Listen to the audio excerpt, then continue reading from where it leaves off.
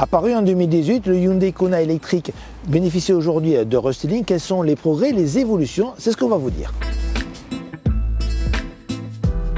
Depuis quelques années, Hyundai est devenu l'un des constructeurs qui a le plus investi dans les motorisations alternatives. Ainsi, la majorité des modèles de la firme coréenne sont disponibles en thermique et ou hybride rechargeable, voire même électrique.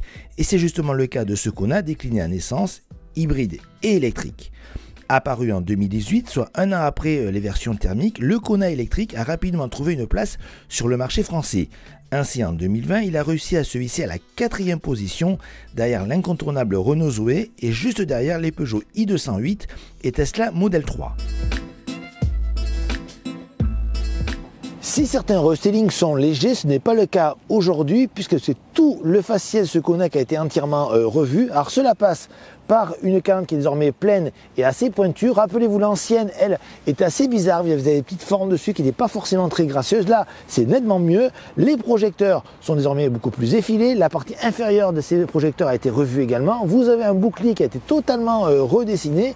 Donc au final, vous avez un look plus consensuel, mais nettement plus dynamique. Et moi, je trouve que ça lui va plutôt bien à ce Kona.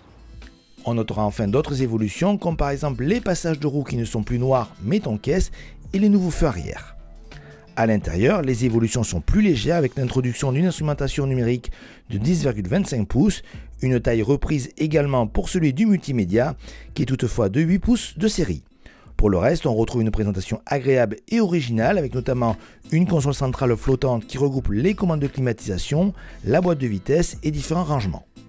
Ce restyling s'accompagne également d'un enrichissement de l'équipement avec une alerte de trafic arrière transversale ou la surveillance active des angles morts. Concernant les aspects pratiques, l'habitabilité arrière est intéressante, le volume de coffre oscille entre 332 et 1114 litres, c'est 30 litres de moins que les versions thermiques qui revendiquent 361 litres.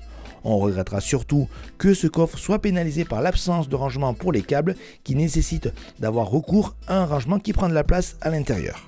Comme c'était le cas avant le restyling, le Kona électrique est disponible en deux versions. La première est pourvue d'une batterie de 39 kWh avec un moteur de 136 chevaux et une autonomie de 305 km. La seconde est dotée d'une batterie de 64 kWh avec un moteur de 204 chevaux et une autonomie de 484 km. Et pour notre essai aujourd'hui, nous avons la version de 64 kWh, à savoir la plus puissante, mais également la plus vendue. Il faut dire qu'elle est tout à fait convaincante. Vous avez de la puissance, de l'autonomie, de quoi permettre de conduire quasiment normalement, à savoir comme un véhicule thermique, sans avoir la peur de la panne sèche. Concernant le comportement, ce Kona n'évolue pas par rapport à la version d'avant le restyling. Il est toujours aussi confortable, bien insonorisé, les mouvements de caisse sont bien maîtrisés et vous avez en plus pour le conducteur une direction plutôt précise, assez informative. Donc beaucoup de qualité pour ce SUV coréen, que ce soit au niveau du moteur mais également de sa tenue de route. Pas étonnant donc qu'il soit l'un des véhicules électriques les plus vendus en France. Concernant la consommation, nous avons enregistré sur notre essai une moyenne de 15,8 kWh au 100 km, soit une autonomie aux environs de 400 km. Une excellente performance vu les conditions météorologiques de notre essai qui s'est déroulé par des températures négatives ou proches de zéro.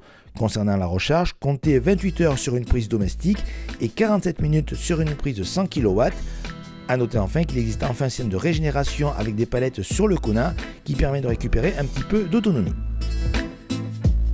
Avec son nouveau look, sa présentation intérieure modernisée, son équipement plus complet mais tout en gardant ses qualités dynamiques et notamment ses deux versions, le Kona électrique restylé bénéficie donc de nouveaux arguments pour vous séduire. Pas étonnant donc qu'il soit l'un des véhicules clés du marché de l'électrique. Ses tarifs sont compris entre 35 100 € et 46 600 €.